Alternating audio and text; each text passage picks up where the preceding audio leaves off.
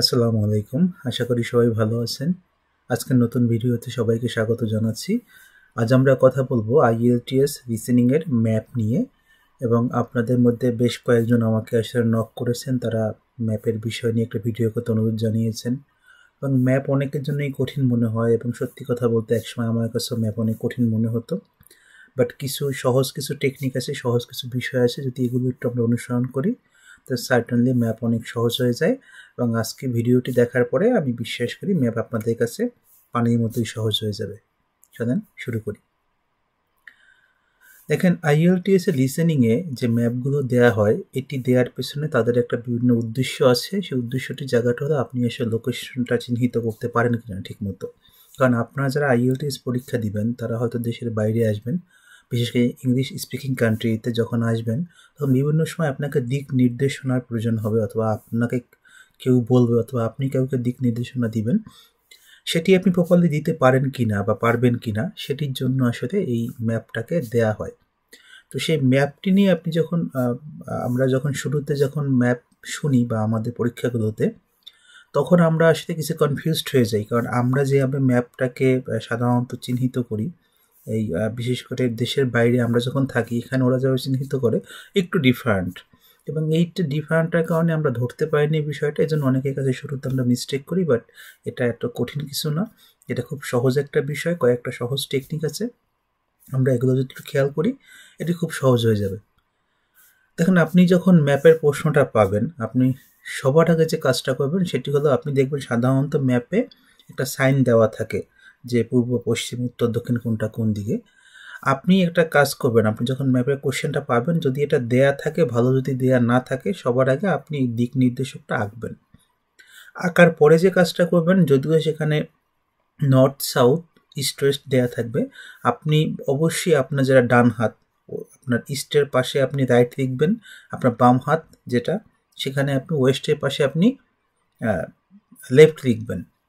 আপনি উপরের দিকে যেখানে নর্থ আছে সেখানে আপনি অবশ্যই আপ লিখবেন, এবং নিচের দিকে যে আপনার সাউথ লেখা আছে সেখানে আপনি অবশ্যই ডাউন লিখবেন। আপনি যদি এই চারটা জিনিস এডিশনাল লিখে নেন, এটি আপনি যখন ম্যাপে বর্ণনা করবে তখন আপনি দেখবেন দিক নির্দেশনার জন্য আপনার জন্য জিনিসটা খুব ইজি হয়ে যাবে। এই কাজটা আপনি যখন প্রশ্নটি হাতে পাবেন সঙ্গে সঙ্গেই আপনি করে ফেলবেন লিসেনিং, যখন আপনি দেখবেন ম্যাপের কোশ্চেনে যাবেন, বিশেষ করে লিসেনিংয়ের সময়। এরপরে আপনি যে কাজটা করবেন সেটি হলো যে আপনি দেখবেন ম্যাপের মধ্যে কিছু জায়গা চিহ্নিত করে দেওয়া থাকে, বিভিন্ন লোকেশন চিহ্নিত করে দেওয়া থাকে, বিভিন্ন জিনিসের নাম দেওয়া থাকে। আপনি আন্ডার মার্কিং করবেন এবং খেয়াল করবেন কোন কোন জিনিসের নাম বলা আছে। সাধারণত ম্যাপে যে সমস্ত জিনিসের নাম মেনশন করা থাকে, এই নামগুলো কিন্তু অবশ্যই অডিওতে আসবে। কাজে আপনার কাজ হলো যে ম্যাপের যখন অডিওটা শুরু হবে তার 30 সেকেন্ডের আগে আপনি অবশ্যই আইডেন্টিফিকেশনের কাজটা যে নির্দেশক যেটা, সেটার কাজ কমপ্লিট করবেন। দেন আপনি আসলে যেই সব বিষয়গুলো দেওয়া আছে এই জিনিসগুলো একবার চোখ বুলিয়ে নেবেন। এরপরে আপনি যে কাজ করবেন, আপনি এসে প্রশ্নগুলো একবার একটু তাকিয়ে দেখবেন যে কি কি প্রশ্ন চেয়েছে। এবং এখানে একটা বিষয় মনে রাখবেন, IELTS এ কিন্তু এই ম্যাপের উত্তর ধারাবাহিকভাবে আসে। কাজে আপনি একবার প্রশ্ন দেখে নিতেই হবে, এটা নিয়ে এত কনসার্ন হওয়ার কিছু নাই। এরপরে যে কাজটা করতে হবে সেটি হলো, আপনার যখন অডিও শুরু হবে, অডিও শুরু হওয়ার সঙ্গে সঙ্গে আপনি কয়েকটা বিষয় খুবই গুরুত্বপূর্ণ, এবং এটি মনোযোগ দিয়ে সবাই খেয়াল করবেন এই পার্টটা। সেটি হলো, আপনি অবশ্যই অডিওর বিষয়ে যখন উত্তর দেবেন খুব বেশি জটিল হবেন না, খুব বেশি কমপ্লেক্স ভাবার দরকার নেই, এটা খুব সহজভাবে ভাববেন। কারণ ম্যাপ সাধারণত পার্ট 2-তে থাকে লিসেনিংয়ের, এই জায়গায় কোশ্চেন অত কঠিন হয় না। খুব সহজভাবে ভাববেন যে আপনি যেই অ্যান্সারটা দিচ্ছে সেই অ্যান্সারটাকে আপনি প্রথম কিওয়ার্ড বসিয়ে গেলেও পারেন, পরে আপনি হয়তো ট্রান্সফার করতে পারবেন। তো এক্ষেত্রে আপনি যখন অডিওটা শুরু হবে আপনি অবশ্যই অডিওটা মনোযোগ দিয়ে শুনবেন এবং চেষ্টা করবেন ওয়ার্ড বাই ওয়ার্ড ফলো করতে। এবং এখানে আপনি একসঙ্গে 2-3টা প্রশ্ন নিয়ে কখনোই ভাববেন না। এই অডিও যখন শুনবেন, শোনার সময় আপনাকে দুটো জিনিস খেয়াল করতে হয়।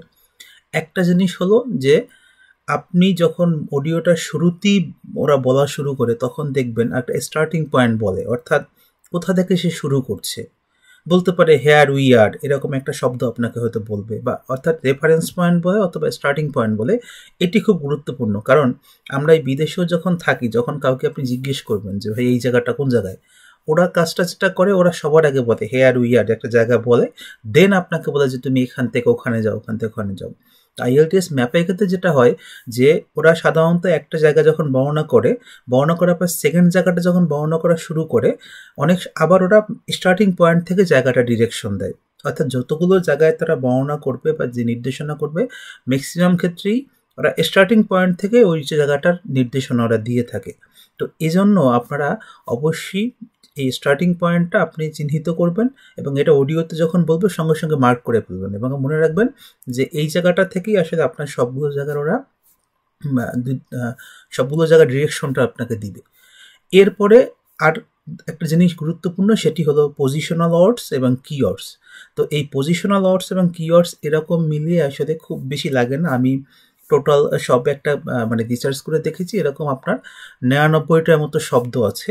যে 99টার মতো শব্দ আপনি যদি পজিশনাল ওয়ার্ডস এবং কিওয়ার্ডস মিলিয়ে আপনি যদি এগুলো খুব আমরা অনেক সময় এগুলো ইউজ করি বাট আমরা খেয়াল করি না।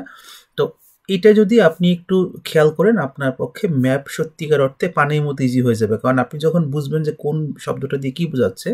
তো এটা আমি এবার যেটা করেছি, আমি আসলে আমার এই চ্যানেলে যে কমিউনিটি পেজ আছে এই কমিউনিটি পেজে আমি এটার একটি পোস্ট দিয়ে দিয়েছি।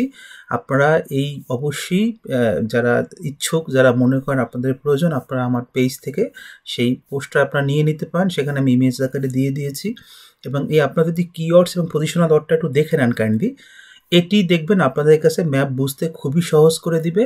এবং এখানে একটি বিষয় হয়তো অনেকে জানেন কি না জানি না, সেটা হচ্ছে যারা আসলে আমাকে সাবস্ক্রাইব করেনি তারা হয়তো আমার কমিউনিটি পেজের অ্যাক্সেস নাও পেতে পারেন বা পাওয়ার কথা না সাধারণত। তো এক্ষেত্রে যদি আপনারা মনে করেন যে আপনার আসলে এই ম্যাটেরিয়ালটা দরকার, আপনি কাইন্ডলি সাবস্ক্রাইব করলে আপনি ওই আমার কমিউনিটি পেজ থেকে আপনার যে কিওয়ার্ড এবং পজিশনাল ওয়ার্ড যেগুলো সাধারণত লাগে বা আসে সেটি সেখান থেকে নিতে পারবেন। এখানে আরেকটি বিষয়, এই যে 99টা শব্দ আমি এখানে দিয়েছি, অর্থসহ দিয়েছি আমি, একটা জানলে আপনার সুবিধা হলে এটি শুধু আপনার লিসেনিংয়ে হেল্প করবে তা না, এটি আপনার রিডিংয়ের ক্ষেত্রেও লাগবে, এটি আপনার রাইটিংয়ের ক্ষেত্রেও অবশ্যই লাগবে এবং স্পিকিংয়ের ক্ষেত্রেও হেল্প করবে। কাজেই আপনারা এই শব্দগুলো একটু শিখে নেবেন, এটা আমার মনে হয় এবং খুবই কাজে দিবে। তো ম্যাপে যখন আপনি স্টার্টিং পয়েন্টের পরে এরপরেই আপনি আসলে যেটা দেখবেন সেটা হলো আপনার এই পজিশনাল ওয়ার্ড এবং কিওয়ার্ডটা ফলো করবেন। তখন আপনি দেখবেন আপনার জন্য ইজি হয়ে গেছে যে কোনটার পরে কোন পয়েন্টটা বলছে। এখানে আমরা যখন ম্যাপ পরীক্ষা দিই তখন আরেকটা কনসার্নের জায়গা হলো অনেক সময় ম্যাপের প্রশ্ন খুব দ্রুত চলে আসে, আমি মিস করে ফেলি। তো মনে রাখবেন আপনি যখনই মিস করবেন, যেটা মিস করেছেন এটা নিয়ে কনসার্ন হওয়ার কিছু নেই, আপনি পরের কোশ্চেনটায় ফোকাস করবেন। কিন্তু ম্যাপের ক্ষেত্রে আপনি যখন ভালো করতে চাইবেন আপনাকে সবার আগে আসলে কিওয়ার্ড এবং পজিশনাল ওয়ার্ডগুলো জানতে হবে, আপনাকে স্টার্টিং পয়েন্ট আইডেন্টিফাই করতে হবে এবং আপনাকে আরেকটা বিষয় সবসময় মনে রাখতে হবে যে আপনাকে ওর যখন একটা যে কোনো ডিস্টেন্স বলবে বা যে কোনো লোকেশন বলবে ও সবসময় স্টার্টিং পয়েন্ট থেকে ওটা বর্ণনা দেওয়ার চেষ্টা করবে। এই সহজ কয়েকটা বিষয় মনে রেখে আপনার যে ক্যামব্রিজের 9 থেকে 18 যে সিরিজটা আছে সেখানে যে ম্যাপগুলো আছে আপনি প্র্যাকটিস করেন, আপনি দেখবেন আপনার জন্য জিনিসটা সহজ হয়ে গেছে এবং আপনি সহজেই বুঝতে পারছেন। কিন্তু আমরা মিস করি আসলে, যেহেতু আমরা অনেক শব্দের মিনিং জানি না, অনেক ডিরেকশনটা ঠিকমতো ধরতে পারি না, এই জন্য আমরা অনেক সময় একটার সাথে একটা গুলিয়ে ফেলি। কিন্তু আপনারা একটু কাইন্ডলি এই শব্দগুলো পড়ে নেবেন আগে, তখন দেখবেন আপনাদের জন্য এই জিনিসটা খুবই ইজি হয়ে যাবে। তো এটাই ম্যাপের বিষয়। ম্যাপ নিয়ে জটিল হওয়ার কিছু নয়, এত কনসার্ন হওয়ার কিছু নাই। ম্যাপ আমরা দৈনন্দিন জীবনে সবসময় ব্যবহার করি, এটিকে সহজভাবে নেবেন তাহলেই দেখবেন সহজ হয়ে যাবে। এবং আজকে আর কথা না বাড়াই, পরবর্তীতে অন্য কোনো ভিডিওতে আবার কথা হবে। সে পর্যন্ত ভালো থাকুন। আর একটু অবশ্যই বিষয়, আপনারা অন্য কোন বিষয়ে ভিডিও চান কাইন্ডলি একটু আমাকে একটু কমেন্ট করে জানাবেন। এবং আমার এই ভিডিওটি যদি আপনাদের কাছে মনে হয় যে এটি যারা IELTS পরীক্ষা দিবে তাদের জন্য উপকার হতে পারে, সেক্ষেত্রে অবশ্যই শেয়ার করবেন।